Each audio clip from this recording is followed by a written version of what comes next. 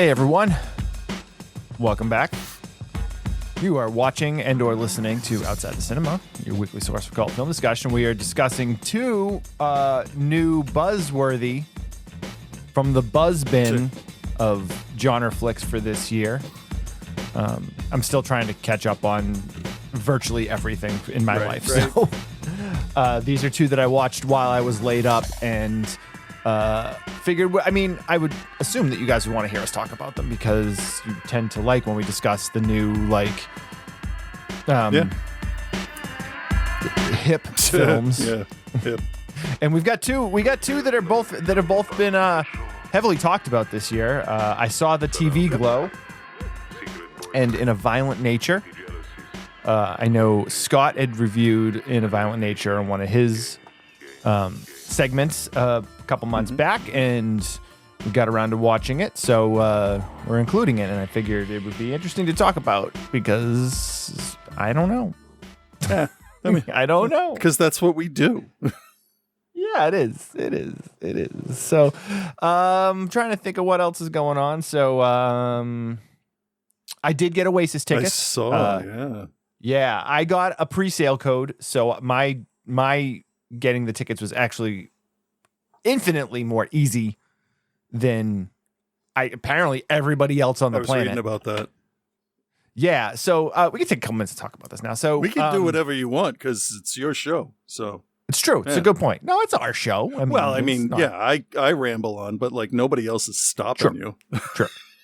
This is true. So, I mean, we talked about it last week when we recorded. The announcement had been made that they were getting back together, and so I scored 2 tickets for one of the Wembley shows. I bought the more expensive tickets. I got the VIP package that came with like the limited edition merch package or whatever it was, and because they were good seats, and this is going to be foreshadowing for what a lot of other people dealt with. I knew that Ticketmaster does the dynamic pricing thing. Yeah, that's insulting. It's insulting, but I'm going to give a counterpoint when we discuss it momentarily here. So I bought the expensive package because I wanted to have decent seats if I could get them, and I knew that the tickets were going to be expensive. They announced the price for them, 150 pounds for your pitch seats or whatever, or your standing seats down on the pitch, and I knew, I'm like, unless like Oasis themselves or their people or whoever, and that's the other thing that's kind of the part of the discussion. Everyone wants to blame them, but it's like there's so many moving parts to this. Like they're just like, well, it's Liam Gallagher and Noel Gallagher's fault the tickets ended up being so expensive for people. Well, I mean, don't they have a say in the ticket price? I'm sure they do. Yeah. I'm sure they do. And the whole thing was very interesting because they talked about how they're not going to allow resale tickets on like StubHub and places where people can charge exorbitant amounts for the tickets. They were going to be limited to the exact, the places, the preferred, places, and they could only be sold for face value. But the dynamic in-demand ticket pricing of Ticketmaster allows Ticketmaster to raise the price of those tickets, which is essentially exactly what they're telling you you're not going to be allowed to do on your own, but it's okay for Ticketmaster to do it. It's literal price gouging. It's the same shit Uber was doing. It's that's why I haven't gone to a show. I look at the prices and I'm like, I'm not paying $200 to see a band that I sort of like. Yeah, ticket prices for concerts right now are absolutely ridiculous. Let me put it this way. When I went to the first couple Lollapaloozas, when I liked them, when I liked the lineups, I paid like $20 for the ticket, and it was all fucking day. Yeah, you can't. I'm sorry, you can't use that. Like, I see all these people were like, I saw Oasis when they played Nebworth, and it was $17.50. Yeah, but 30 years ago. But $150. Like, I wanted to go see the Police because I'd never seen them. And the tickets were like 6 of your fingers. Like, fuck you. Come on. That's too much. I went to that show at Fenway when they got back together to play Fenway. I don't remember. I don't remember it being overly expensive. I remember it not being cheap, but I don't think it was overly. I don't remember it being overly expensive. I'll pay $50 for a ticket. You can't even. That's why I don't go. Show. Like, there's no show. Yeah, there's no show. That's ridiculous. But here's I agree with the price gouging and the dynamic ticket. Like, it's ridiculous. Like, 100%. Here's the thing. Every single fucking show sold out. Of course. So the argument of, and this is really amplified because so many people were trying to get tickets. But so just for example, Travis wants to go see Shakira play at the Garden in December. Okay. And I don't hear anybody complaining about ticket prices for How much Shakira are they? currently. If you go onto the website, you can get the verified tickets and stuff and they're like $250 to $300. The good seats are $500 plus. And some of them are verified resale tickets that are being resold through Ticketmaster. And some of them are tickets that just haven't sold, but because they're good seats and they're an in-demand seat, they're way more expensive. I got a question. Yeah. If Ticketmaster originally sells the tickets, why are they calling it a resell? Because you're reselling them through you're Ticketmaster. doing it. Okay. Never mind. All right. Yes. Verified resale is somebody that purchased tickets through Ticketmaster who now wants to sell. Why do they tickets. even have that? So they can get a buck off of the fucking black market? Because everybody would buy their tickets and then resell them on StubHub. So they created verified resale to cut out StubHub so that people would just resell their tickets on Ticketmaster, be allowed to sell them for what they wanted to sell them for, and then Ticketmaster gets their cut of it, as opposed to selling it for face value through Ticketmaster and then selling it on StubHub and StubHub getting that cut. Business wise, it makes sense. Like, I get it. Business wise, it completely makes sense. For the argument, business. Right. But here's the thing. If someone is going to pay that money for that ticket, that's the problem. Like, That's why you can bitch all you want about Ticketmaster's dynamic pricing setup. You can bitch all you want about places like StubHub and people selling their tickets for exorbitant amount of monies. I get it. I think it sucks too, and it's ridiculous. But if those shows sell out and people buy those tickets, it's on the people that are spending the money on the tickets. The people that are spending the money on the tickets could buy them at any price. So that's usually what I end up seeing. Like Billy Joel. Was it Billy Joel? I'm not a huge fan anymore. But like he wouldn't sell the first row of tickets to, I forget what was going on, but he saw like the 1% taking up the top row, the front row. And he's like, no, fuck that. That's for fans. And I appreciate that. I don't like much about him anymore, but that's good. The ticket environment, I guess is a good way to say it, is just as fucked up as our medical insurance. Oh, it's the same. You don't need a fucking Ticketmaster. Every place can sell tickets. Yeah, in this day and age, a movie theater doesn't need to go through Ticketmaster. They go through Fandango, but that's because it's all of their theaters all at once and somebody else takes care of it. And a $20 ticket with a $5 fee isn't as bad as a $300 ticket. Also, there's so many things that can go wrong. Like they could,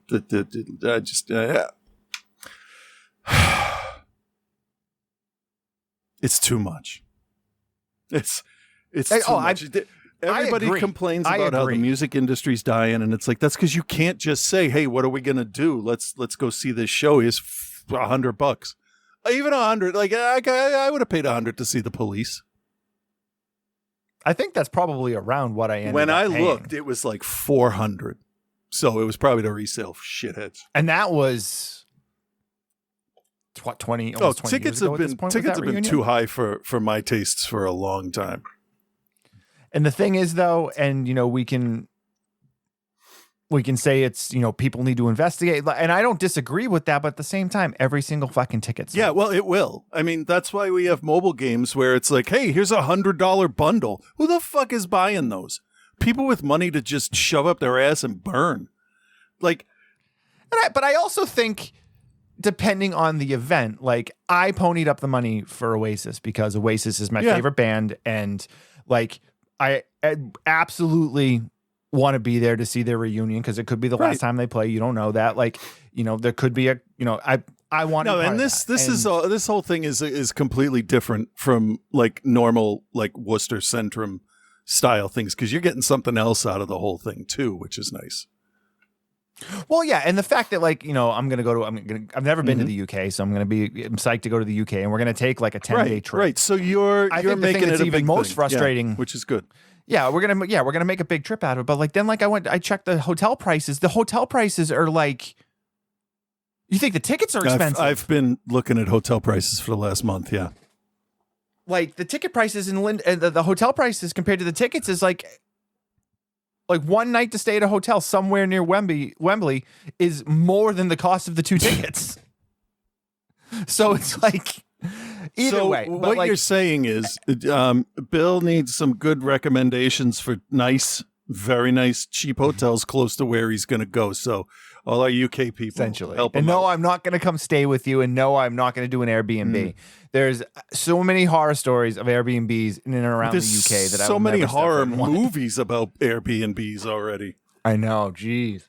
But I get it, and it's amplified because so many people wanted to get tickets, and most people weren't able to get them. Yeah. And if anyone thought for a second that this wasn't going to be a ridiculously expensive run of shows to go to, like I don't know who on the planet would have thought, people that haven't gone to a concert since they saw Oasis in Nebworth in 1996 or whatever it was, like those are the people that are complaining about the ticket prices. Like, I'm sorry, like I know you just did it too. Like, you can't use what it cost to buy a ticket to Lollapalooza in 1991. But my thing is, it's not about Oasis specifically, because I get that it's been 24 years. Yeah. So that I get that. Okay, that makes sense. It's just in general. My whole thing is in general. Them. Yeah. No, I agree 100%. I totally understand if they're doing like 6 shows and then they're going to murder each other at the last show. Sure, charge as much money as you want. Their widows will need it. Well, yeah. Well, one of the big things that a lot of people were saying is Noel Gallagher just went through a very expensive divorce. So one of the reasons why they allowed the dynamic pricing. But then there's the opposite side of it. The Cure went on tour last year, I think it was last year, for the first time in a long time. And they opted out of surge and dynamic pricing for the tickets. They opted out of resale tickets also. So all of the tickets were the face value price, and the tickets weren't cheap, but like they weren't that like, oh, it's going to be $85 for this balcony seat, and then you get through the queue, and all of a sudden that same balcony seat is now $225. There was none of that. That's a huge problem. Yeah, and they were canceling like people trying to resell their tickets for exorbitant, because the tour sold out. Of course, so like people could have made. And here's the thing: like I know people personally that got Taylor Swift tickets for shows, and then like they got 4 tickets, and then resold 2 of them, and paid for their entire like trip to wherever the show was. I could totally see that. And again, if people are willing to pay $10,000 for a pair of Taylor Swift tickets, and I hold those tickets and I don't necessarily need them, I'm going to sell them. If someone's willing to pay that, like I get it. Like, oh, my daughter couldn't go see Taylor Swift and it's not fair. And like, I don't disagree with it. It's not fair, but the society the society that we live in, like you have to kind of like, as much as you don't like it, you kind of have to accept it. Well, you have to go along with it. You don't have to accept it. You can. Okay, go along with it. Accept is probably not the right Don't do anything illegal, but burn the motherfucker down. I mean, seriously, it needs to be. It needs to be reset. But let's start with our health insurance first. Let's iron out all the problems with health insurance, and then we can take care of the most important thing. Apparently, is Ticketmaster.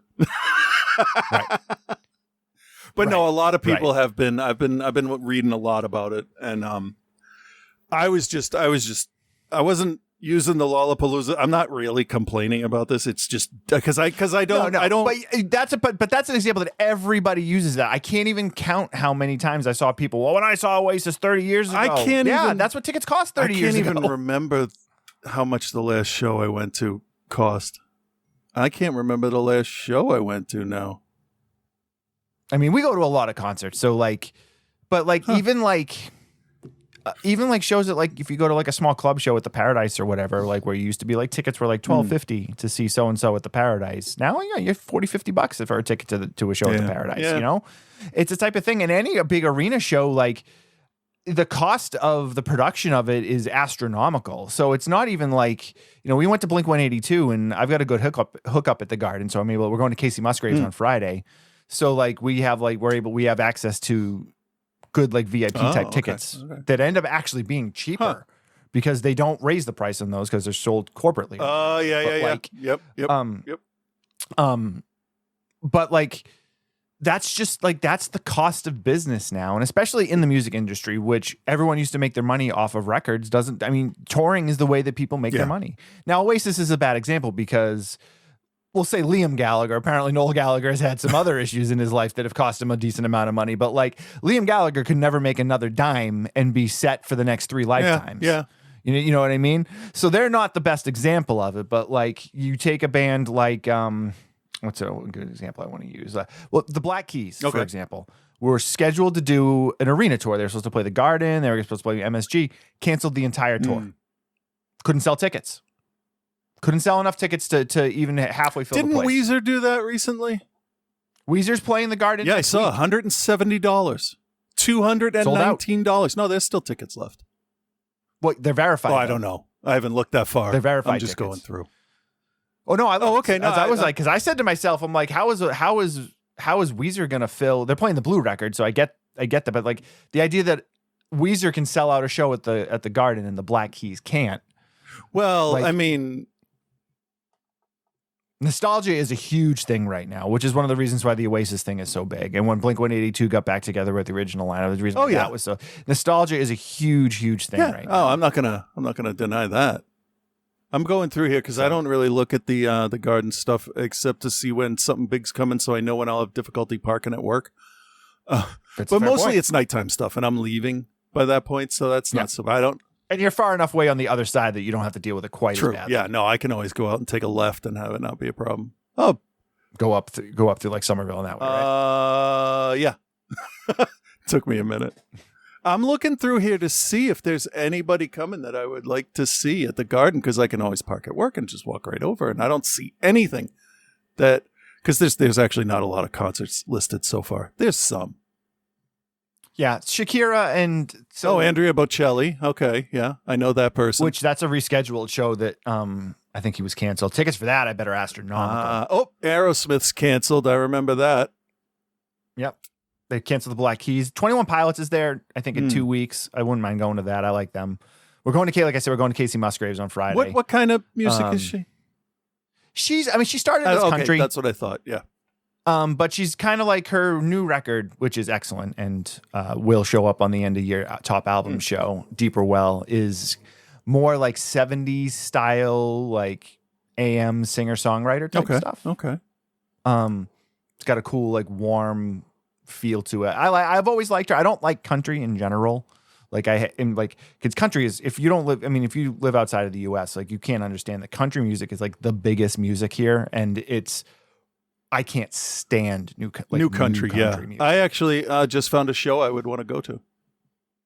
What is it? Let me check availability because I don't want to get excited. What's the show? Hold on, though? it's checking availability. It's taking fucking forever. You can still tell me what the show is. Oh, that's not bad. $61. Atarashi Gakko. I don't know. What that is.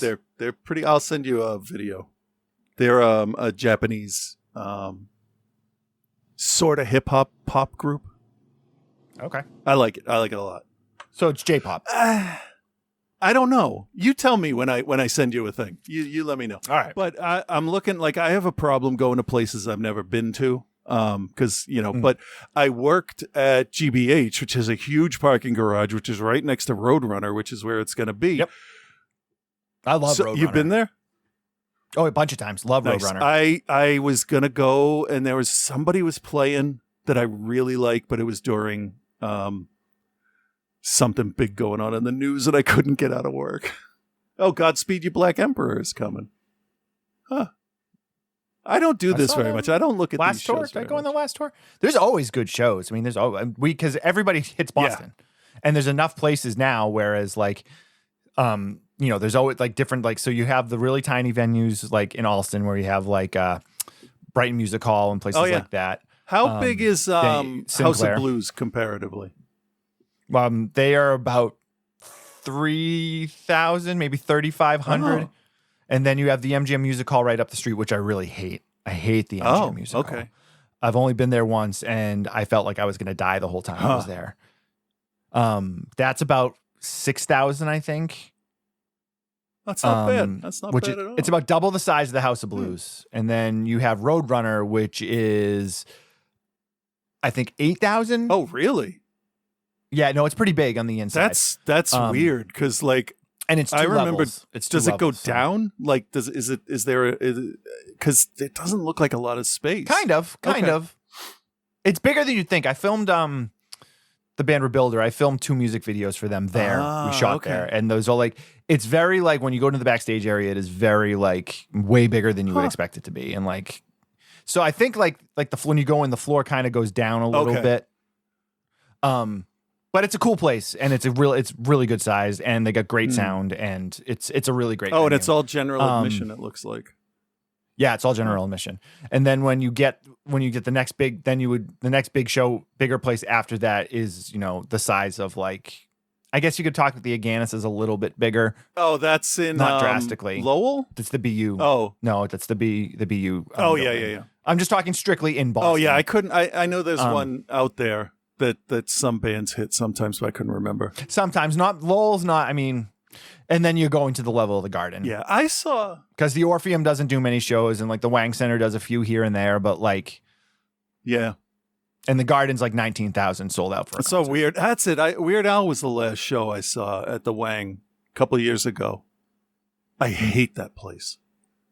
I don't mind the Wang. The seats are so narrow. The other one, though. It's because it's old. Yeah. It's so the old. other one where I saw Faith No More, it's the one down the end of the alley with the big white sign over the Orpheum. Yeah. I can never remember that name. I don't like that place.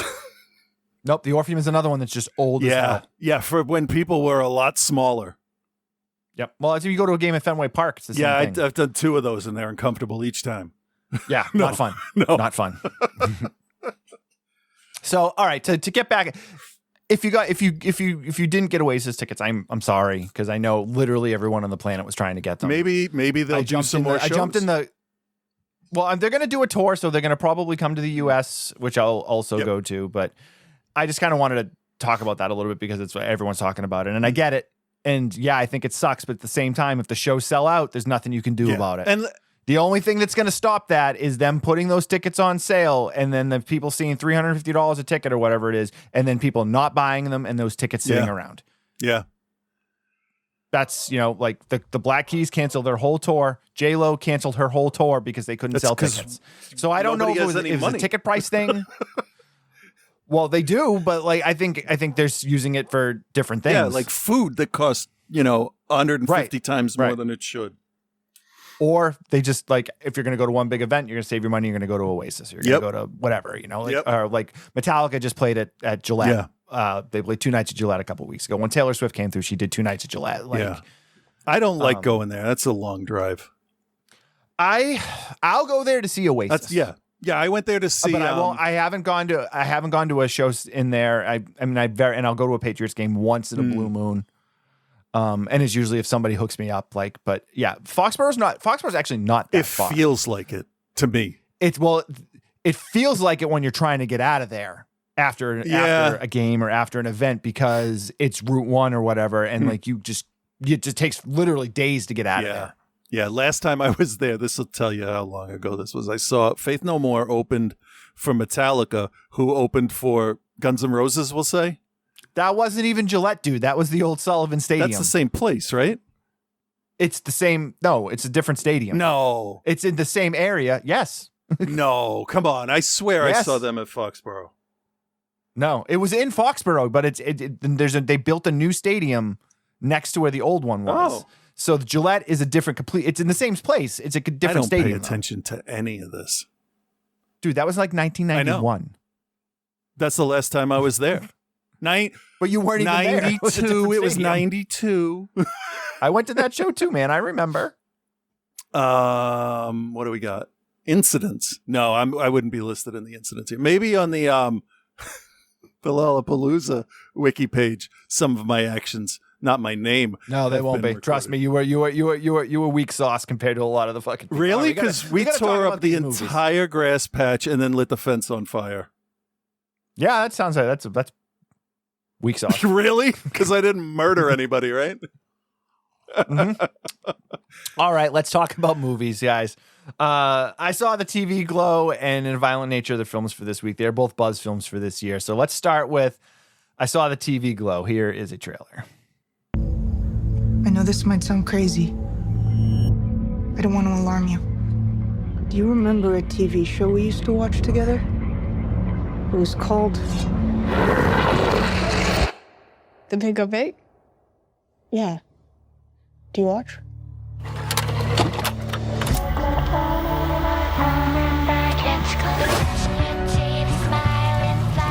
Each episode, they help each other fight a new monster from across the county.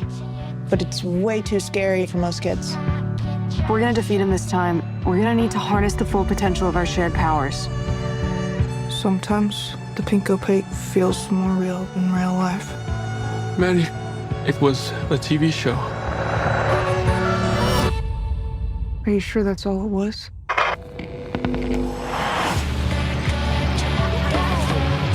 I like girls, you know that, right? Totally, that's fine. What about you? Do you like girls? I think that I like TV shows.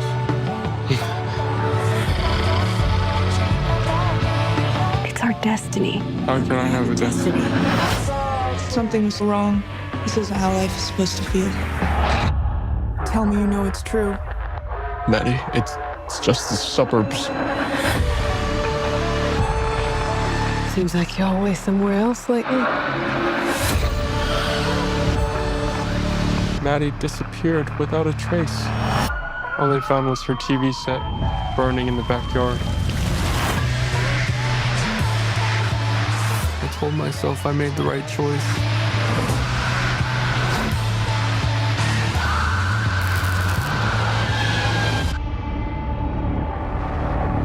What if I really was someone else? Very far away on the other side of a television screen.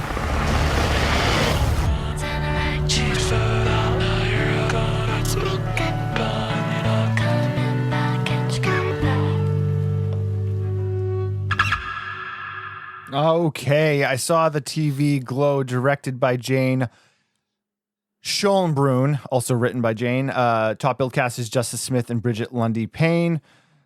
Okay. This is going to be, I think, a difficult one to kind of really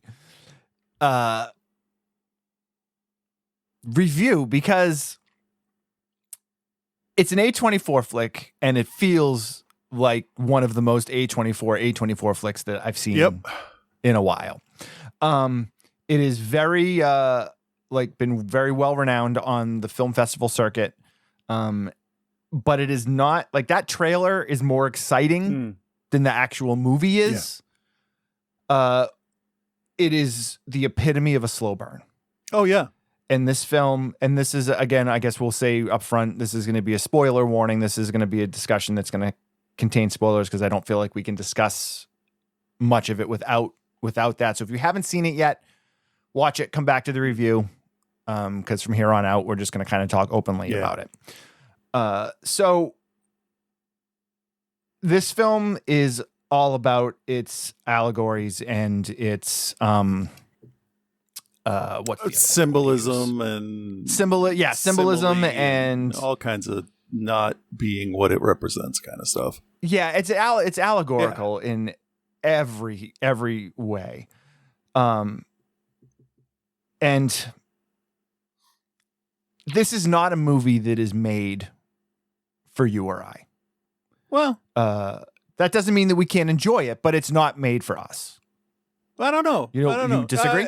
Maybe for me, I don't know, because in the beginning, I mean, I know what the movie's about, what the director and writer, what they're trying to say. I know the main idea of it, but also our main character comes off as socially awkward and autistic. So I could identify with a bunch of stuff that guy was doing. Behavioral, not necessarily the way he thinks, because he's got some stuff going on up there that's not great. But yeah, no, there is a larger group than neurodivergent people that this is made for, which is what this is. Yeah, which this is really aiming for. But you can take a movie. So, I mean, the story. You can take a movie that's just kind of symbolic like that, and you can make it fit you if you want. Yeah, the issue with I think this one that I found with that was it was so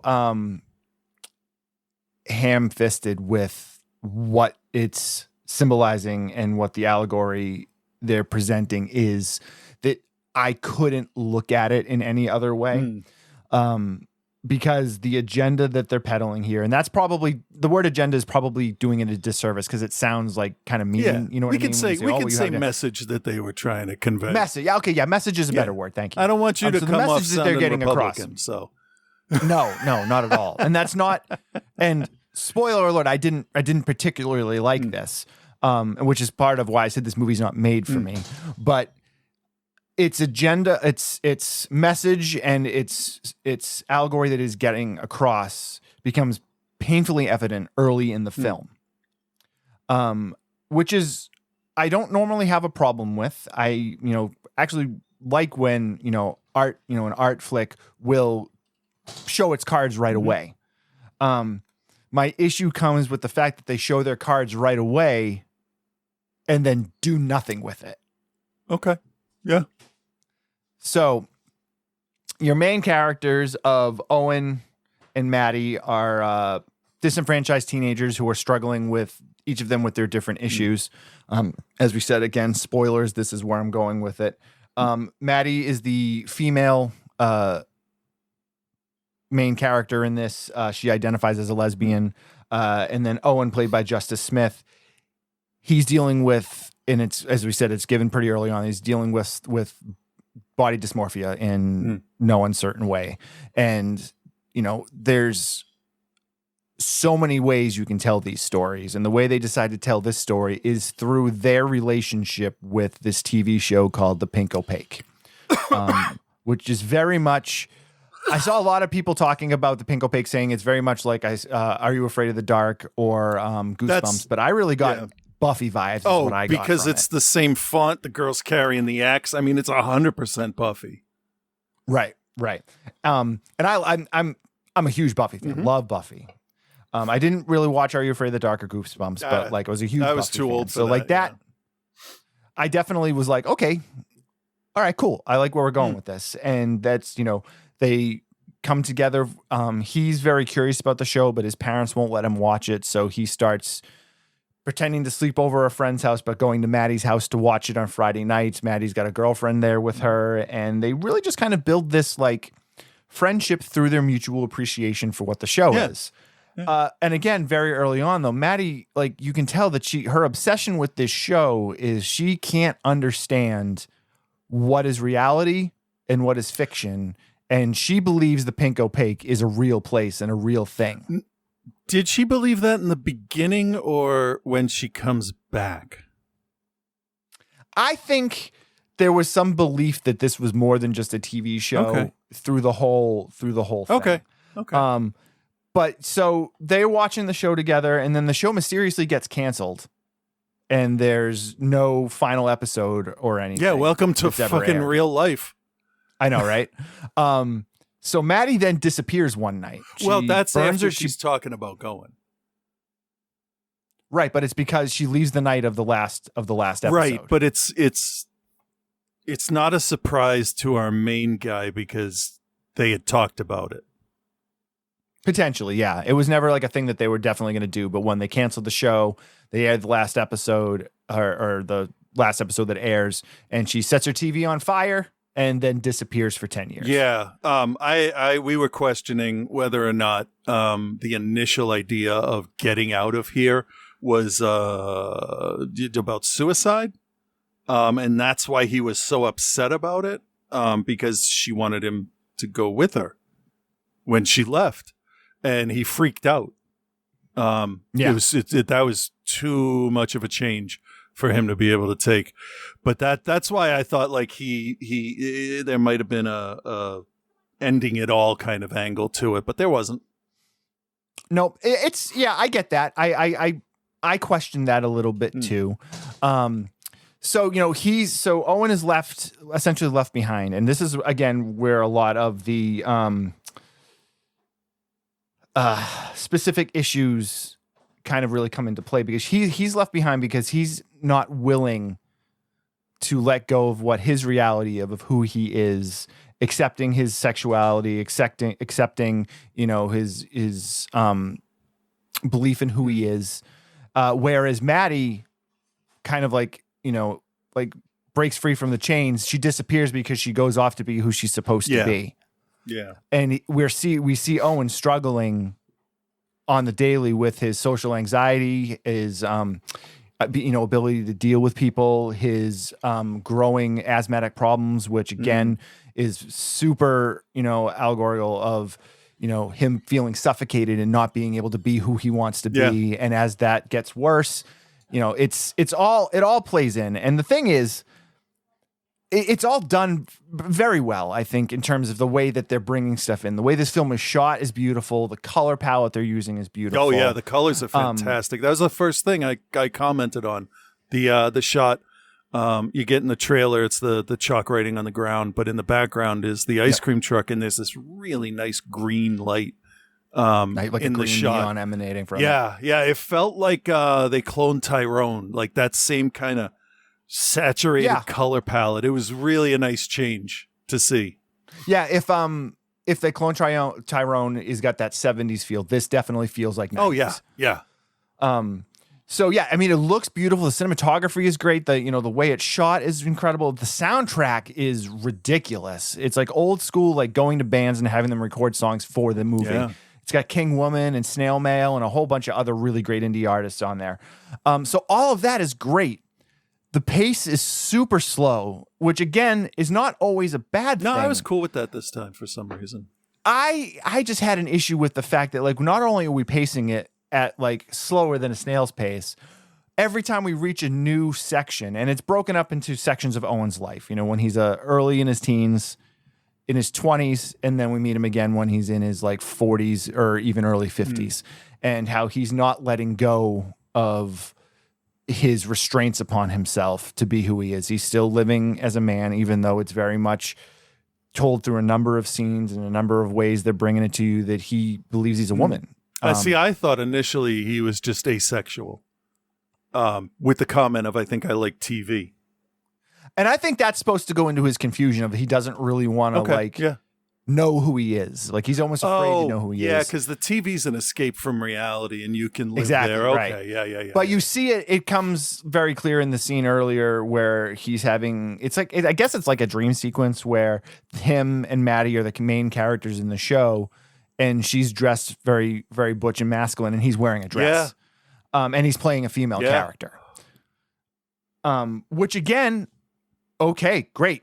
The way it's being told, just the narrative is so sparse, and it never really builds to anything. Yeah. And that was, I think, I was still really on board and hoping that we were going to get some sort of like big conclusion, or not even just like it didn't need to be a big conclusion, like a realization, and there's this great scene towards the end, which I thought was going to give us that, where he's at his work. He works at like a Chuck E. Cheese type place. Yeah. What happened to the movie theater? I don't know. Something, and they all left. Didn't they close it? I think they closed it. Probably, yeah. That was such a small thing, I can't remember. And so he's working at this like Chuck E. Cheese party place, and he goes into this panic attack, and he goes into the bathroom, and like he opens up his shirt, and there's all this like neon light and TV like interference coming from his chest. And I'm like, oh shit. Here comes our big, for lack of a better term, our big reveal of exactly what's going on. Yeah, his inner light is coming out. Right. And he's going to become who he wants to be. He's going to go to the Pink Opaque and, live there with Maddie, because Maddie comes back after 10 years and is like, I live there now. It's so much better than this shit reality we live in, and I want you to come with me. Yeah, and it's just like she left the town that was like stomping on her throat, and like people are like, do whatever you want, and she went to live in Austin, or like, you know what I mean, or like somewhere where she was more accepted for who she was, because this was definitely like small town, like Friday night high school football games. Well, shit, and even like 10 years ago in this city that I'm in, that would have been an issue in school. Yeah. So, Yeah. and that was in the 2010s. Yeah. And so Owen is a character, like there's that scene and he just kind of buttons his shirt back up and goes back to his mundane life. And like he's hammered through his whole adolescence growing up. Fred Durst actually plays his father in this. He didn't do much, but he didn't need No. to. But like the stuff that he did do, he did an excellent job at, I thought. And he's been in a few movies now and he's surprisingly like good in the small doses. that's what I've been hearing. And you know what? He's older now. He's probably changed somewhat from the break stuff attitude.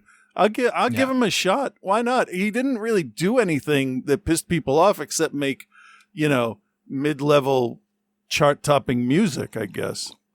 I don't have a... I know it must suck to sell like 100 million albums. Well, if anybody would give me a chance, I could let you know. Fair enough. But yeah, so, and the film just, it goes out with a whimper. Oh, see, that's where I completely disagree with you. Okay, hit me. So we're doing spoilers, right? I just want to make sure. Right. For the 9th time. I'm just... listeners. No, I'm not telling you. I'm just saying, listeners, if you're still like, why are they ruining the movie? Again, now Chris is going to get into his thoughts on the end of the film. Yeah. So if you don't want to hear what happens, for God's sakes, pause and come back. Yeah. So we have him in one of those rooms that if you have kids, you've been in, and it's the party rooms at like any bounce place or, it's just a blue cinder block room with a cake. And he flips. He just starts screaming. Nothing in particular, just screaming. Like this is everything boiled up inside of him. And everybody ignores him. Everybody just stops. Now, I think that's his perception of the things going on, because when somebody all of a sudden flips out with nothing to instigate it that you can see, you're just going to turn around and ignore the crazy person. Mm-hmm. And I think that's what was going on there. But there's a shot of him walking through the arcade part. I think he's pushing a mop and a bucket, maybe. Maybe. That sounds familiar. And I turned to Ellen and I said, because it felt like the right amount of time had gone by. I said, if they end that here, that'll be the ballsiest fucking way to end a movie I've seen in a long time. And they did, because what you get out of that is he is not brave enough to make a change, and it's killing him. Yeah. I love that. I thought that was you just absolutely the most bold ending since the fucking Mist.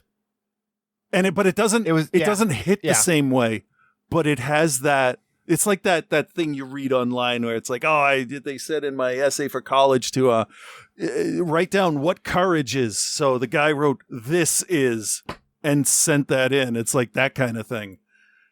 Like it's just okay, fucking good. What they're saying is, be who you are or be miserable. Right. This is definitely the type of movie where, like, first of all, if you're a Republican, like, this is not for the you. answer is just no. Like, I'm scanning through the reviews on IMDb. Like, 1 of 10, hands down, one of the worst movies I've ever seen. You definitely are voting for Trump. Somebody had posted something, because I was looking up a little bit of stuff about this after, and the first thing that came up was Reddit, and it was like, if you don't know what this movie's about, I mean, the parachute in the very first shot is the colors of the trans flag. And I'm like, oh, yeah. Okay. So they tell you right away if you're paying attention and can process that. Right. But like nobody that is homophobic, for instance, or transphobic is going to go out and rent that movie Go from the 90s, Right. So, yeah. Do you consider this a horror movie? No, I don't. It's kind of like a surreal thrill, not even a thriller. What kind of movie is this? Drama. Coming of age drama, I guess, maybe. Yeah. I mean, and that's kind of where in my problems with this lie. No, I forgot. Fantasy. That's the word. All right, yeah, okay. But my major issues with this movie fall in with, and this is more on the marketing people and the way they marketed this movie. Yeah. Is that like you watch that trailer and it comes off like a scary horror movie. Oh yeah. And now there's definitely a creepy atmosphere in this. The way it's lit, gives a definite, feel. But it's not a horror movie, and the action and the stuff is so limited that like it's marketed really wrong. Yeah. And it's the type of film where you can't watch it when you're half asleep. No. You can't watch it when you're not looking. It deserves, even though I'm going to tell you, like I'm going to say that I didn't like it. It absolutely deserves 100% of your attention. Oh yeah. Yeah. But is it a little too, little too, whatever word you want to put in there. Okay. All right, let's give it a grade. All right, Christopher. Mm-hmm. I saw the TV Glow. Do you recommend it? And what is your grade? I will recommend it. I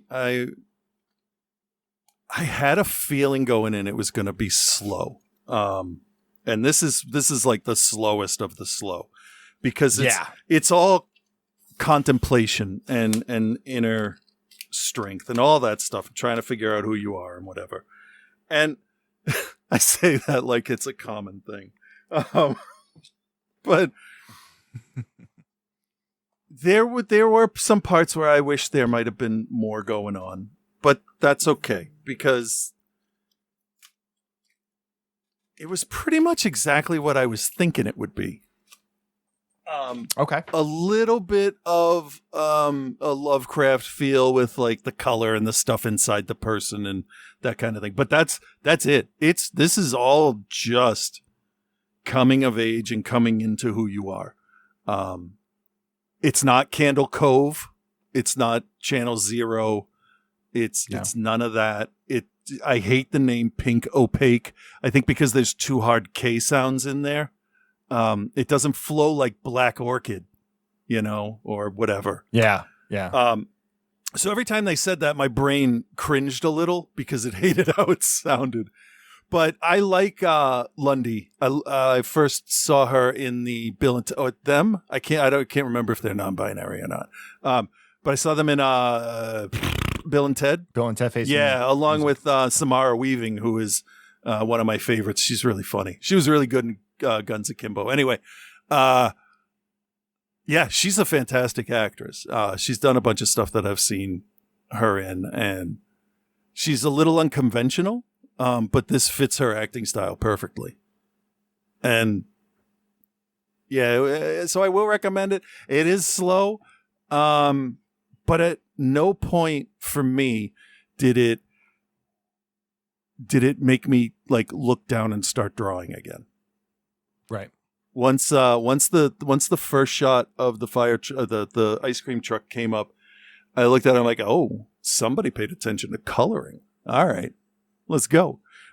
And my wife said that it was too slow for her liking, which I get. She doesn't watch a lot of the slow burn horror like I do. But yeah, I'm gonna give this a B+. Okay. I had said after that I liked it, and this was to my family. I said I liked it. It looked really neat. I get what they're trying to say, but I understand why you don't like it. So, but it's not. There's two tiers of A24 movies. There's like Hereditary and Midsummer. And then is it Bodies? Yep. Feels like there's a gulf of idea between the two of them, highbrow and almost like I feel like the lower tier, and it's not really lower because they're still good, but they're not as introspective or symbolic or whatever. So there's thinkers and there's watchers. I don't know what I'm saying here. It just feels like it's not up there with the slowest, best of the slow burns, I guess. Does that make sense? But it's 100%. But I liked it. Okay. All right. Now you tell me why now you didn't. time. Yeah. Well, no. And here's the thing.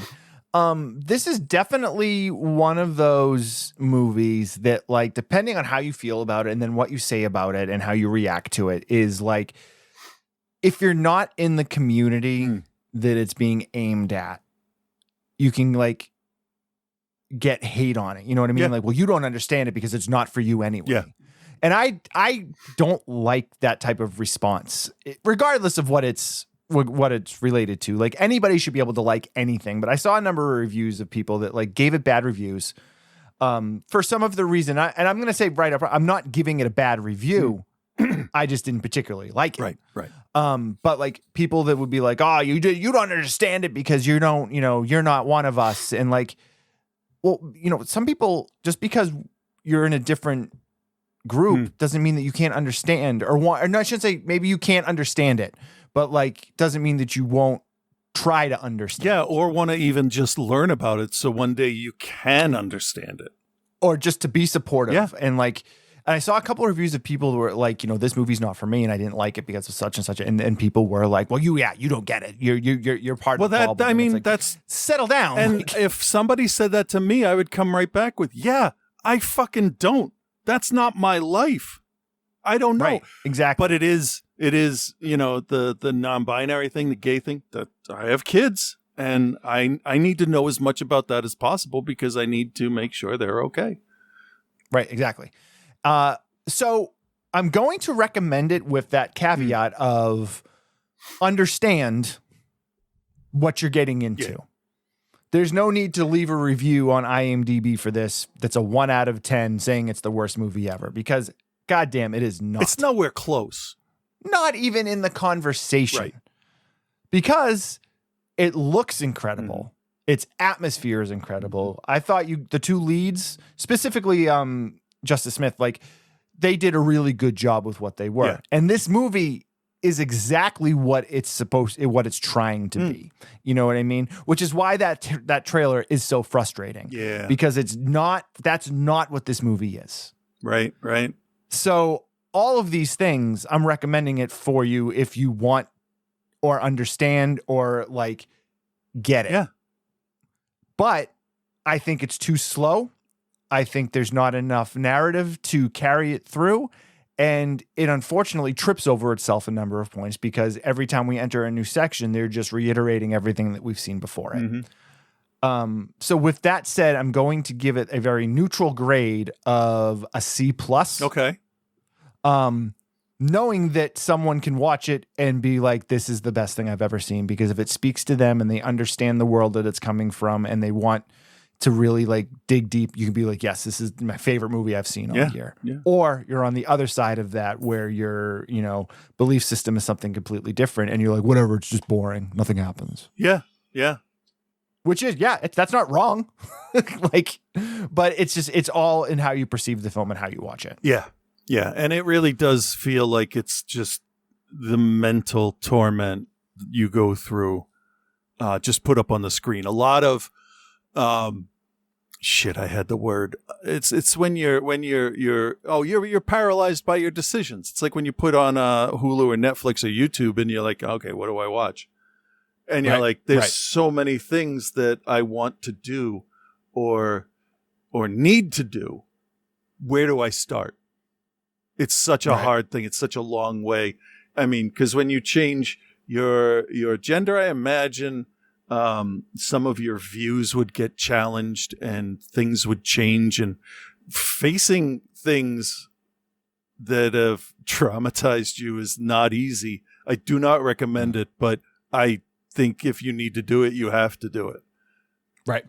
Because I am so much better now. I sleep straight through the night and I wake up at like 7. I've lost 76 pounds, because I've removed certain elements of stress from my life. And that's what's the main guy's name? Owen. Okay. Cause I keep looking at him and I'm like, that's a dude from Dungeons and Dragons, which he was really funny in. He was. He was. I like him so far in the stuff I've seen him in. Fuck, what was I saying before that? Sleep through the night because you removed stress from your life. Yeah. So Owen just has all this stress. Everybody at work picks on him and makes him the butt of the joke. Seems like he's the only one there at night sometimes. There's a lot of sexual harassment going on there. It's just a miserable place.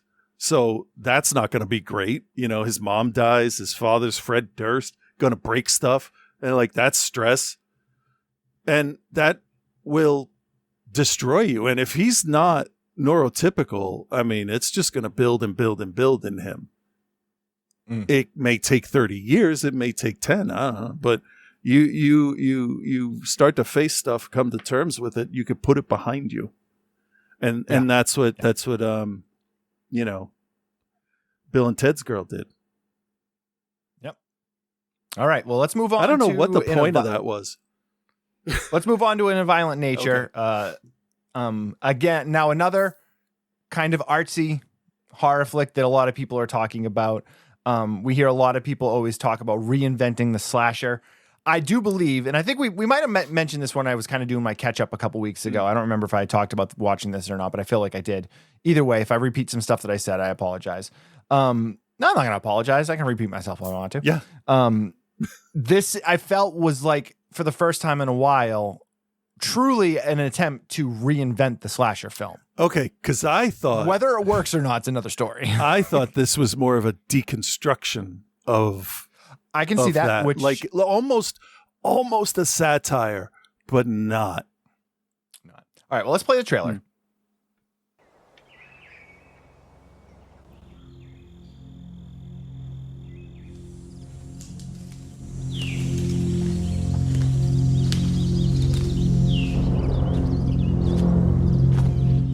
I'm not going to ask you again. You stay out of that park. But one of these days, you're going to find something that's going to walk right through your traps. Trust me, you don't want to find that animal.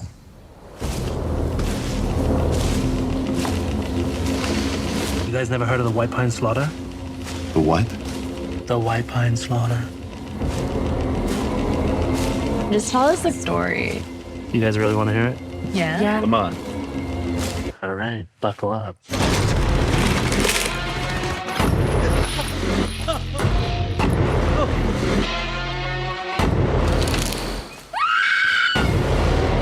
Something's not right, man. Get it through your head.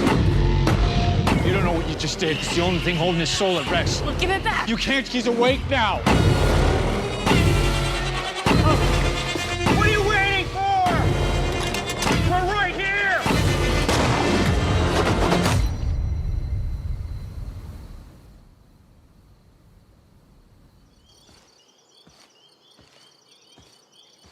Okay, In a Violent Nature. IFC and Shudder, but yet it's not available on Shudder, which is interesting. No, it will be by Chris Nash. in a few weeks from what I read. Yeah.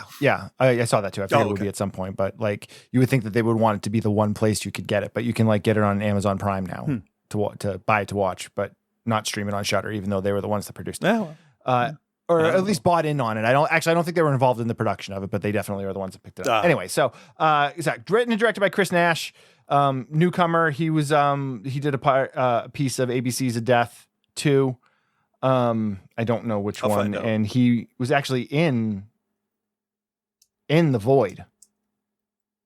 Really? Hold on. Yeah, Hold on. as an actor. I wanna let me see. Let me get a picture of the dude. Chris He Nash. played transformed Sarah. Oh, okay. So he was a suit actor. All right. Yeah, he did that was a good special monster. effects and creature effects in Psycho Gorman. Oh, he did Z is for Zygote. I think that's the one where the woman gave birth to a full-grown person. Oh, gross. Yeah. Those were weird. All right. So In a Violent Nature is unlike any slasher movie you've ever seen before. But it's just like the video game Friday the 13th, if you've ever played that. So yeah. So you got this lock. You got to hear these voices at the beginning. There's a locket draped over a pipe that's sticking out of the ground. There's some discussion about it. They're like, "Oh, you better not take it." You know, there's the story of the Johnny and keeps him there or whatever. And this fucking, of course, young person, I don't want to say teenager because they seem like they might have been a little older, but takes the locket anyway or whatever. And that takes Johnny's rest away, and his vengeful spirit digs its way out of the ground and is now going to do whatever he needs to do to get that locket back. Yeah. So if you look at it from a narrative standpoint, it is the most basic slasher movie you've ever seen. 100%. You have unrestful killer goes out and kills everybody. Yeah, dumb kids that. get in the way. Yeah. But the presentation of In a Violent Nature is so different from any of those films. You spend a large amount of your time just following the killer around. So like you hear all those stories, or not all the stories, but all the people talk about slasher movies and they're like, well, how's the guy, just like pop up in the woods or whatever. You see it in this. Like he literally just like, you get that kind of like just over the shoulder look following him through the forest. Oh, and, yeah. It's absolutely the Resident Evil 4, like 3/4 whatever person view with him right in the front. Yeah. It's Friday the 13th. Yeah. Like it legitimately, like it looks like Friday the 13th. But what this does, though, besides taking the trophy from Lord of the Rings for most walking movie ever to walk, it kind of gives you a lot of his abilities and limitations just by showing him doing stuff. Yeah. There's no teleport or anything like that. It's just he just walks. One time the person takes off, he watches, and then he turns around and goes a different way. So, okay, yeah, I guess you'd know where the shortcuts are. You live there. Yeah. So that stuff was kind of neat. Yeah, and the way that it's shot is very interesting to watch. I gather that they shot it full frame, so you get kind of like, like the fringing on the edges of the thing, which works incredibly well in the forest. So it's got a very unique look to it in terms of like that over the shoulder 3/4 thing going on. Yeah. And if you're not a fan of slasher movies and you were to fall into this, you would just be like, this is boring. We're just watching this guy walk around. But I think if you know the genres and you know kind of how it works and how Jason Voorhees will just pop up out of nowhere and kill people, and like seeing the other side of that in this, I think is actually quite interesting. Specifically, there's one spot where he walks up on the lake and the two girls are on the other side of the lake talking and like kind of like, flirting a little bit, but then like nothing seems to happen. Oh yeah. So one, because she's playing hard to get.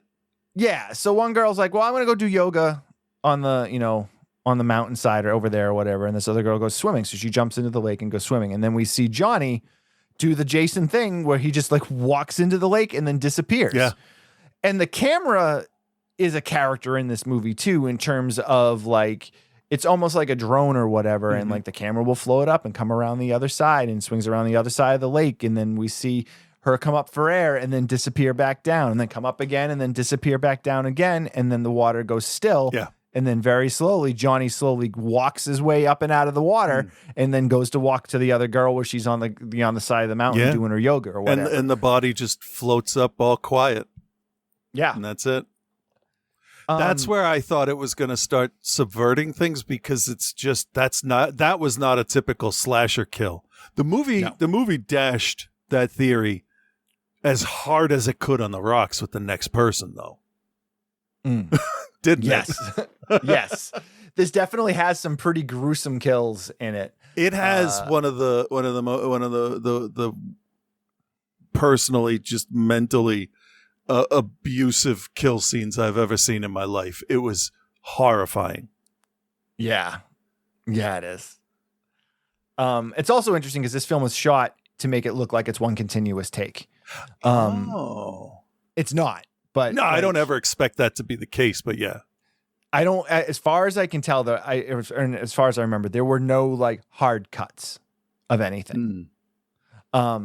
So it feels like it flows in this almost like dream-like nature throughout, and we're introduced to other characters. We end up meeting the kids at the house. And then, we know that one of them took the locket and everything. we meet a ranger that is involved in the past of this, and they do a really good job. Like the story it's a solid slasher story, although the story is not anything we haven't seen before. It's all in the presentation. Yeah, because it's not how original is this story or how It's not about interesting that. can we make this bad guy. It's like, no, he's a resurrected corpse coming to get his mother's locket back. That's it. Yep. Period. Yep. He won't rest until he gets it. Right. And the interesting thing is just how they show you that. And that changes the whole viewing experience. Yeah. And the Johnny character is pretty interesting because when you get his backstory about his father and, how he died and the toy thing where like they lured him up to a fire thing with a toy and he fell. Yeah. And they're able to give you all of that. And then there's a point where, like a pair of keys gets thrown into the woods and it's got a little toy car attached to it. And he picks up the toy car and he takes off the mask that he's wearing. Yep. And how he gets the mask and stuff is all very interesting because it all ties back into the history of the story. Like, I think they did a good job with all of that. Yeah. It was neat because he takes the mask off and it's like he reverts. Yeah. Because he doesn't do anything aggressive with it off at all. He's just kind of, okay, here's a car. I'm going to play with it. Right. Lack of score also definitely, for some, I think lends a lot to it. For others, I think hurts it. Because again, this is another film, much like TV Glow, where people, if you look at the reviews, people either love or hate it. There's really not a lot of middle ground on it. Makes sense. You know why? Because not having a score, I asked you a question, but I'm going to answer it immediately. Fair enough. Sorry. It makes the murders so much more uncomfortable to watch. Because normally you have music to fall back on, which sort of convinces you and reminds you that this is all fake. But if you hear a girl drowning in a lake and then her body floats up and there's no music at all, it's going to stick with you for a little bit longer. Yeah. So good choice. Yeah. And another interesting thing, and I read in an interview that he did about how they actually like almost finished this film, lost their lead actor that was doing the Johnny character, and they went back and reshot. I think he said like 75% of the film was reshot because the body language was completely different, and you would be able to tell. Yeah, and they changed where they shot a lot of the stuff too, which was interesting. She's like the trees felt different. He's like the whole flow was just different. Yeah. And I think they said that there's a couple shots left from the original cut of the movie. Yeah, not many, but it's but more. They essentially made the movie twice. Yeah, but it's more what he wanted in the end than what they originally had, which is nice. So there is, and this is maybe a minor spoiler, a point in the film where our camera stops following the killer. Yeah. And then latches on to one of the girls, the final girl, actually, as it would be, and then tends to follow her. And this is for me where the film kind of loses me, because up to this point, we've seen everything that the Johnny character is doing, and this, whether you think it's slow or too quiet or whatever, I found it very interesting, and I wanted to see, well, now where's he gonna go from this point on? And we don't get that. We follow this other girl, and I guess in sort of an ingenious but also a horribly frustrating way, we're continuously looking over her shoulder to be, is he following her? Right. Is he coming up? And there's a point at the end where she ends up getting picked up by a woman driving a truck. And if you know who the actress is, it's an interesting little great together. Great cameo, yeah. So picks her up, and you're like, well, is she involved in this? And the way she's telling a story about her husband being attacked by a bear in the woods, and or her brother. She's a little off telling the story too. Little off. Yeah. And this girl's bleeding out, and like there's a point where they stop, and she's like, no, you got to keep going. And you keep expecting something to happen. Oh. And again, now there's a spoiler here. Yeah. And nothing happens. But I didn't know, right? The whole time, like, it's like, okay, he's just going to step out in front of this thing because that's what they do. Okay, he didn't do that. Okay, she stopped the truck so that she can put a tourniquet on to stop the bleeding. This is where he comes out of the woods and kills her. And to be fair to the movie, there were a couple like when it cuts back to the woman outside the car doing the tourniquet, they framed her so that like she's partly off the screen. You know how you do that? It's like you got the arrow in you. So you're looking in the woods to see if he's standing there. Because he's gonna show up because he's not going to stop. He is a flesh Terminator. Yeah. And yeah, we said spoilers. But because we watched how he works, like in the back of your head, you're like, no, he's not magic. The only magic is he's alive. But you don't trust yourself because every horror movie has them pop up out of nowhere. And it created so much tension with the opposite payoff. I was super impressed with that too. Yeah, I liked it. I can see why people don't. Oh yeah. It's because that same thing in that interview that the director Chris Nash said. He says that the film is, it's going to test your patience. And then he says, the best thing for a horror fan is to be rewarded for that patience. And I think it's really funny that he doesn't actually reward you with it, which actually to me is a more rewarding kind of conclusion. Yeah. Yeah. So it does contradict some things that some people said earlier, which is nice. Yes. Yes. And it shows because this isn't the first time he's come back. He came back 10 years earlier, which explains how he knows where the mask is, what weapon he's going to get. He knows the new layout of the place because it's got to be different from when he was little. It just answers that whole thing. The cop's familiar. There's no doubting the campers or anything, which is all typical. Because he's like, where'd you get that? Oh, it was over at the water tower. Oh, dude, fuck you. Like, it was just instantly, he's like, my father died with that motherfucker. Why are you doing this to me? And he says, oh, yeah, no, it doesn't matter if you give it back to him. He's not going to stop. And part of you must think, well, if all he wants is the thing, why wouldn't he stop?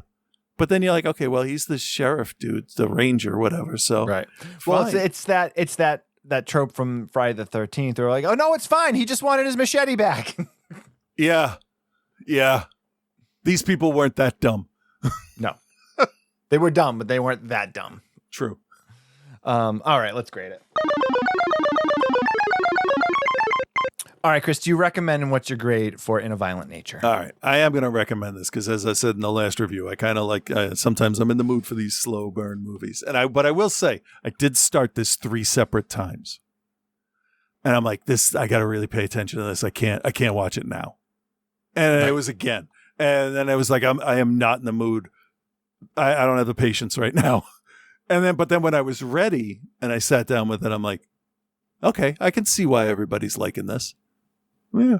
Yeah. Although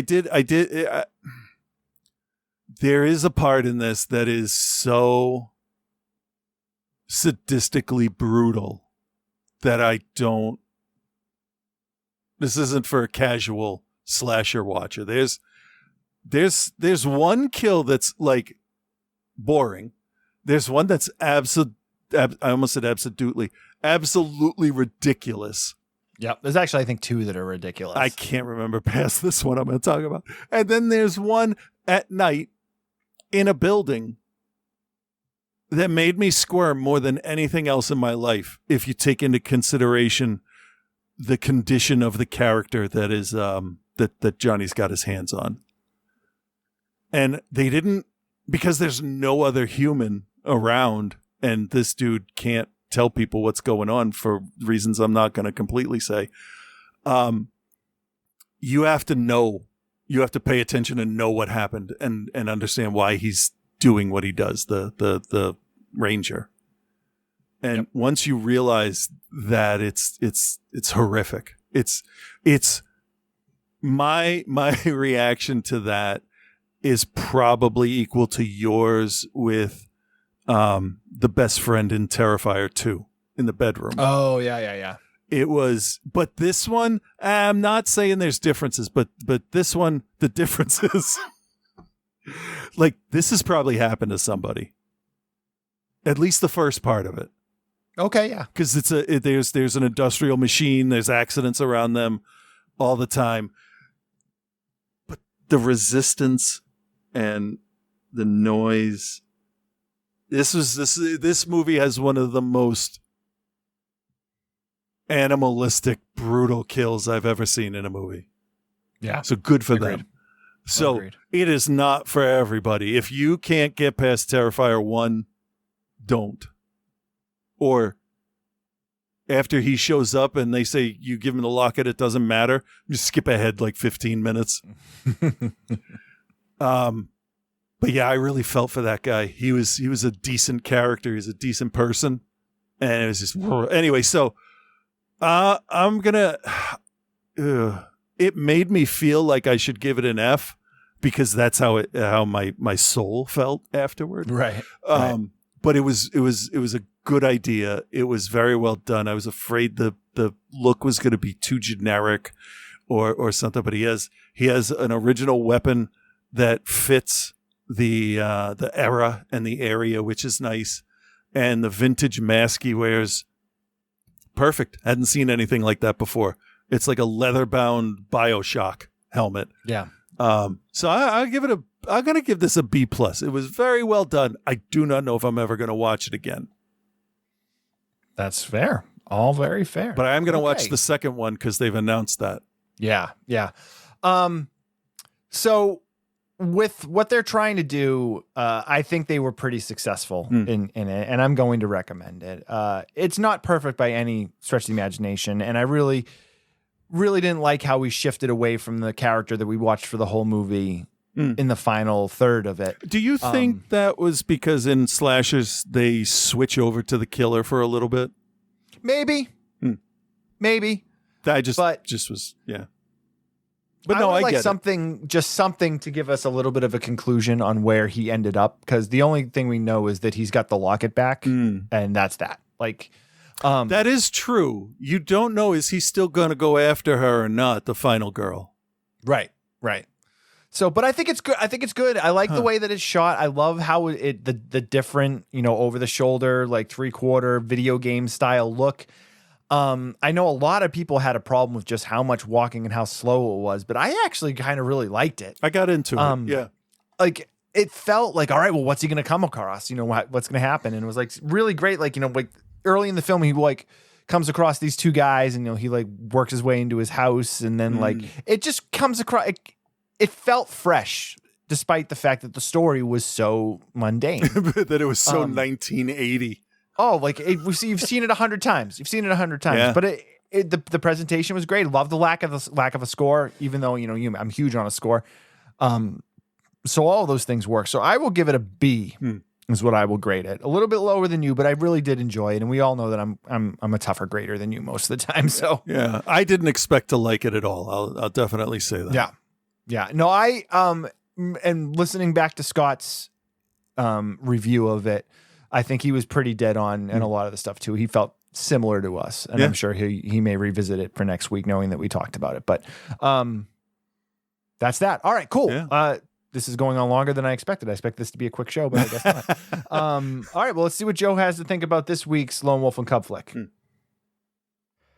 Well, hello, Bill. Hello, Chris, and hello, OTC Nation. Your boy Joe here, and well, this week, Bill kept me in feudal Japan another week because he made me watch Lone Wolf and Cub, Baby Cart in the Land of Demons. At this point, shouldn't it be Toddler Cart in the Land of Demons? It kind of hit me as I was about to start this. I want to watch it. I want to. But I'm not as hype as I was for the other ones. Maybe this is where the series jumps the shark. Maybe they made one or two too many of these. I guess I'm going into this just hoping that they either really focus on the main story or do something different than just having sad dad samurai and tax deduction being constantly distracted by a rogues gallery of baddies when they've got business to attend to. That said, I won't be mad if there's as many boobs in this one as there was last week. It's fair. Forgive me for being juvenile here, but I will never not want to see boobs. Part of me suspects that unless this type of movie is your number one summer jam, you could probably just watch Shogun Assassin and move on with your life. That might just be the ADHD talking. I don't know. It may sound like I'm kind of down on the series that I have loved so far this week, But I guess I'm just hoping that like a giant broccoli monster or something more like Hawk and Chick happens. I'm a little disappointed that those episodes of Bob's Burgers didn't spawn like a spin-off cartoon of Hawk and Chick. Yeah. Spoiler alert, I would watch the shit out of that. How's that a spoiler? I'll give them this, though. They are moving this one along. Like right away, Ogami meets the catalyst for the plot. It's a dude from a clan that's in danger of being dismantled because the guy in charge of the area is having his illegitimate daughter dress up as his legitimate son for reasons. Reasons that would apparently be bad for this clan, I guess. I'm going to be honest here about my stupidity. I have never really understood lines of succession and or familial power structures. I don't know how the British royal family works or anything. I don't know. One of the benefits of growing up in the low to middle class, I guess. I'm not inheriting a worldwide corporate conglomerate or a political dynasty when my dad dies. I'm inheriting his record collection. And while he definitely has some dope shit in that collection, none of it is dope enough that I would plot his death over it like one of Elon Musk's kids probably will. Meanwhile, I'll be toasting the old man while listening to Kick Out the Jams by the greatest thing Detroit ever produced, the MC5. Anyway, Ogami and Daigoro are strolling through town when the dude from the clan I was telling you about, what feels like 30 minutes ago, well, he tells Ogami that they're going to hire him for like a stupid amount of money to expose the plot with the legitimate kid and the illegitimate kid with I looked at Daimyo. That's the dude in charge of the area. Oh, yeah. Fucking Googled it. But first, Ogami has to get his payment and the information in fifths. The 5 best swordsmen in the clan will fight him to the death, and only then will he be able to take the job that they're asking him to take. Boy, if that's not some modern-day LinkedIn, AI interview, modern work culture, business bro bullshit, I don't know what is. Unionize your feudal clan, everyone. It's illegal for them to stop you. Like, look the CEO in the eye and be like, we either unionize or we all get swords. Your move, country club. Over the course of 5 films, they've only touched like twice on the fact that this legendary Ronin assassin, who is bringing his maybe 3-year-old son on this bloody quest for vengeance, actually cares about the kid. Like, I've touched on it because I have at least a base level feeling of responsibility towards the thing I take care of. All right, you know what? Screw the plot of the rest of this thing. I've got something I want to talk about. I'll sum it up. He kills a lot of people. Everyone's got feelings and motivations and machinations and plots. And spoiler alert, Ogami and Daigoro, they win the day and they go off into the sunset. Huzzah.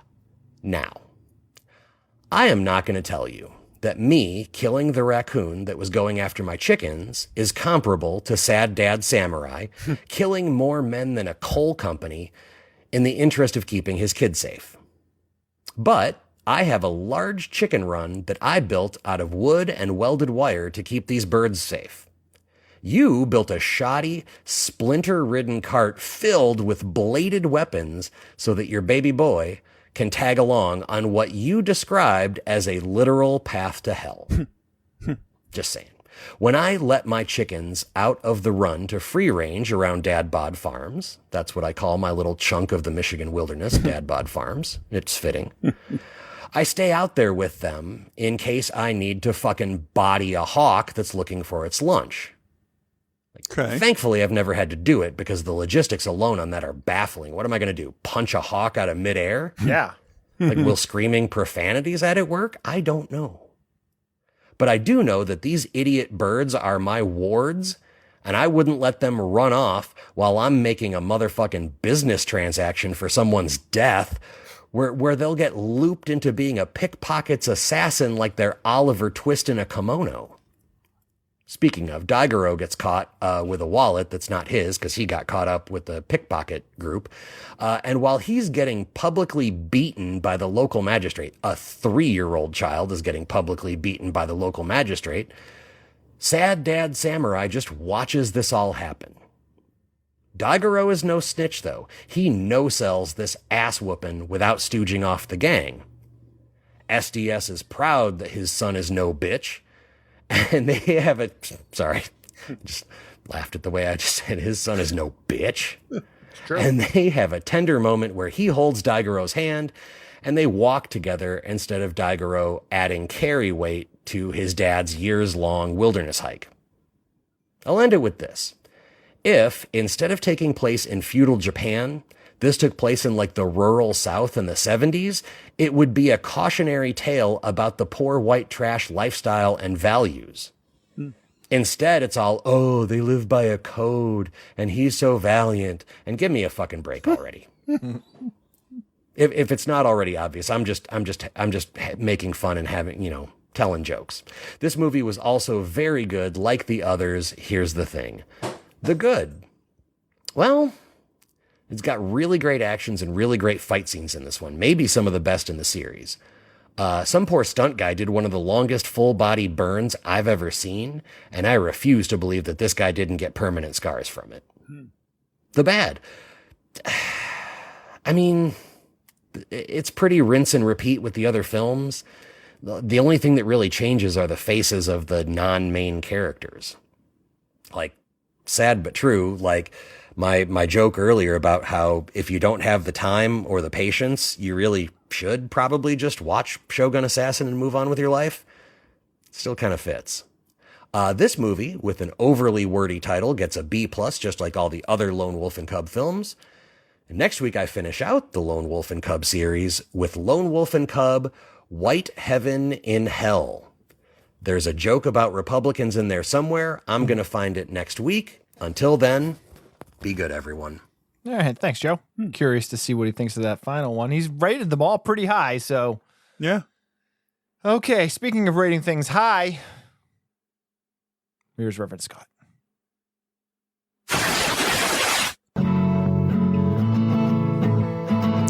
Looks like the rumors are finally coming true that Oasis is going to be doing a reunion. Oh, no. And Oasis is my favorite band of all time.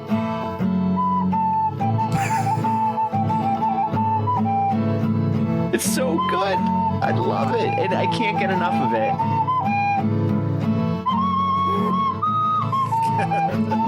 Oh, I love it. That's adorable. Because, I'm a cultured guy. And I named the wrong stadium. Did I tell you that? No. I was talking about the Sunderland Stadium rather than Heaton Park. Oh. Well, you don't live there. One person caught it, or at least one person said something. Yeah. Holy shit. Yeah. With Reverend Scott. Metal up your ass. That went well, by the way. Oh, good. Hey there, Bill and Chris. This is Reverend Scott. Oh, shit, that guy. Yep. Well, remember last week when I said maybe next week I'll talk about Cuckoo and Alien Romulus? Well, next week is this week, and that day is today. You probably didn't think I was going to keep my word, did you? I did not trust him. Why would I? Right? That's fair. But to gain back your trust, let's start out with the new movie that I saw for the exact 2 hours that it's ever going to be in the theater before poof, it's gone. Cuckoo. From Tillman Singer, the German director of Nothing Else You've Heard Of, comes the story of Gretchen, played by Hunter Schafer, a 17-year-old girl pulled away from her old life in America to move to the German Alps with her father, his new wife, and their younger mute daughter. We soon meet her father's new boss, Mr. Koenig, played by the badass from The Guest himself, Dan Stevens. And with a beautiful home and a beautiful setting like the German Alps, you would think Gretchen would be really excited. But instead, she's very put off by, well... everything, it seems. Everything. And to be honest, I don't blame her. People act weird, talk weird, and always seem to be hiding something. She has no friends, and her only connection to her past life is the occasional call to America to leave her mom a voicemail on the phone because she never seems to answer. Gretchen gets a job for Mr. Connick working in the inn at the front desk at night to pass the time, but even that is fucking weird too. No one is ever out past 10 p.m., but they won't tell her why exactly. Even Mr. Connick tells her not to go out alone at night. But does Gretchen listen? Of course fucking not. We wouldn't have a movie otherwise. That's when we start to get some of the best scenes in the film. We meet a new character that seems to know more, but we aren't sure if he can be trusted. And the mystery of what is happening in this town is slowly revealed to us. And it's not exactly what you might think, at least not if you saw the trailers. I can't really say more without spoiling this. In fact, I've already mentioned less than the trailer did, and that's on purpose. This movie has a catch-22 right from the start. If you show as much as they did in the trailer, it'll draw people in like it did for me. But then I quickly realized that I'd already seen like 80% of all the best parts of the movie from the trailer. However, had they not shown it as much as they did, I'm not sure I would have even been interested in seeing this at all.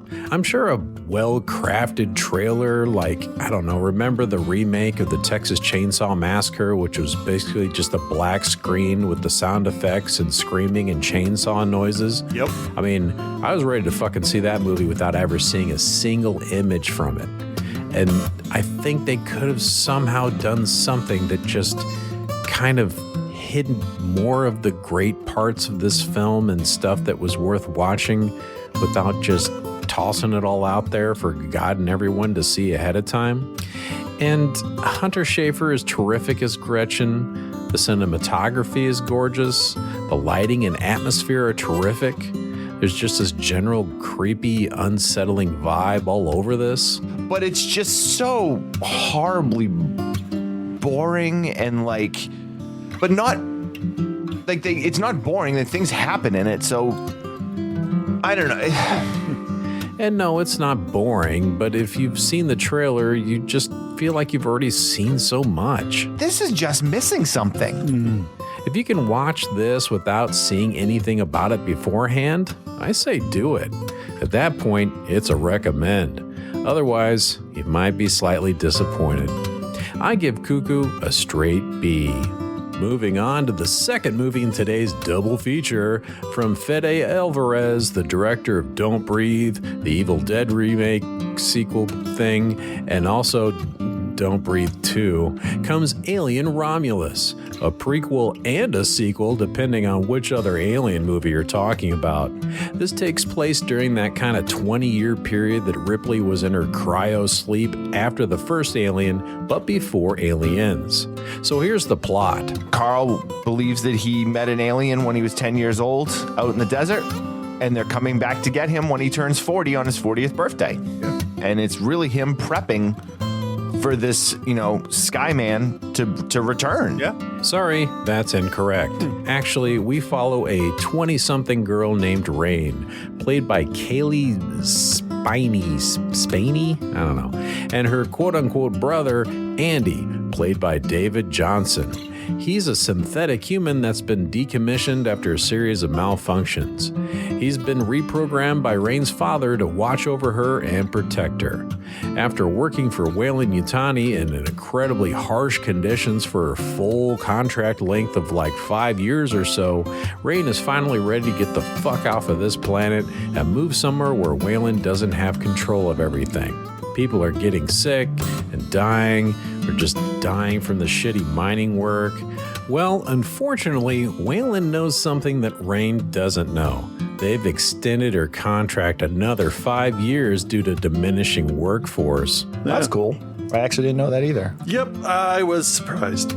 So Rain turns to her group of friends to lean on, and they in turn hatch a plan to fly their spaceship up to an abandoned space station near the rings of their planet and steal the cryo beds so they can make their 9-year journey to that same planet the Rain wants to go to anyway.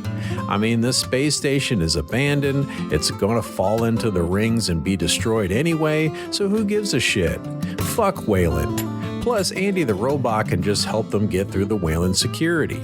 Reluctantly, Rain says yes, and then we're off to the races. And I swear I am not being racist here. No, I said, never mind. So I'll start by saying the look of the mining planet, the people, the colors, the camera angles, the lights, the tech, it's all amazing. At least in the first half of this movie, it just feels like Alien in every way. It feels retro, old, yet new and futuristic at the same time. Just exactly how you might expect it to be. Rain does a great job, and Andy steals the show this entire movie. He's spectacular. The way his personality changes after getting an upgrade halfway through the movie, and the way he carries himself after and makes decisions is wonderful to watch. The rest of Rain's friends are what you might call alien fodder. They're just not memorable. But they don't have to be. That's the thing. Sure they do. Most of them have thick Cockney accents or something that are hard to even understand half the time. Maybe they're British. Who knows? They're not American, though. But when we get to the red room full of face huggers, you forget all about that and just enjoy the show. The second half of this movie doesn't really give you a chance to breathe. Get it? Don't breathe. It feels like it ends like 3 times and then just keeps on going and keeps ramping up the ticking clock aspect and several other things that are just, we got to get this done before this thing happens kind of scenario. There's an insane scene involving Rain and the alien's acid for blood. Which is, clever. There's a lot of real sets and practical aliens in this. Most of it looks and feels great, and David Johnson just knocks it out of the park. But there's also an unfortunate, distracting, deep-faked or CGI synthetic made to look like Rook from Alien 1. Like he's the same model, but it's just too uncanny valley to not be distracting. Plus, the actor is dead now, and so it just kind of makes it creepy. This movie was full of nods to the other Alien films and Prometheus. It had Rook from part 1 and a woman that's kind of like Ripley as the lead, and the guns and the line from Aliens, and the black goo from Prometheus, and there's more that I won't spoil, and there's even a nod to Alien Resurrection. But I feel like it was just too much packed in this movie. But I understand why he did it. I can appreciate it, and I'm not going to complain about that anymore. After the first half of this movie being so well done, I almost wonder if the studio started making notes. Maybe it was just the ideas from one choice producer. Yeah.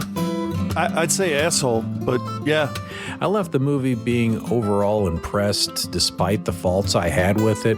To be honest, this is probably the best Alien movie that I've seen outside of the original 2. I mean, if you disagree, that's fine. It's okay to be wrong. Yeah, there's nothing to be ashamed about. It's personal taste. It's okay. Yeah. So if you like the Alien series, you'll probably enjoy this. Just know that around halfway through, everything including the kitchen sink is going to start flying at you, and you just kind of have to let it go. When the right time comes, I'm going to set you free, and you can do your thing. So I give Alien Romulus a straight B as well. It's a lot better than Covenant, at least. Yeah. Wow, I rambled on forever this week, so I better let Bill go pee now and keep working on getting his Oasis tickets. But until next time, peace and love, guys.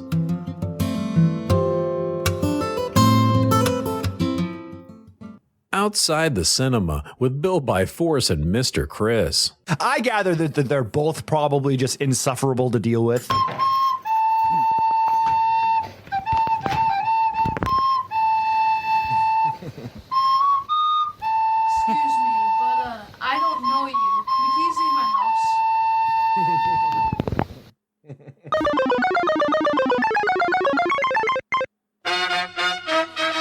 He's right, though. I do have to pee.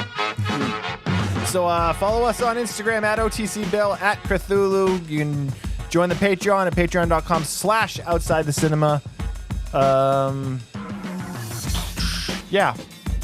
That's it. We'll be back next week with another show. So Everyone have a good week, I guess, right? That sounds good to me. All right, do it. Later. All right, bye.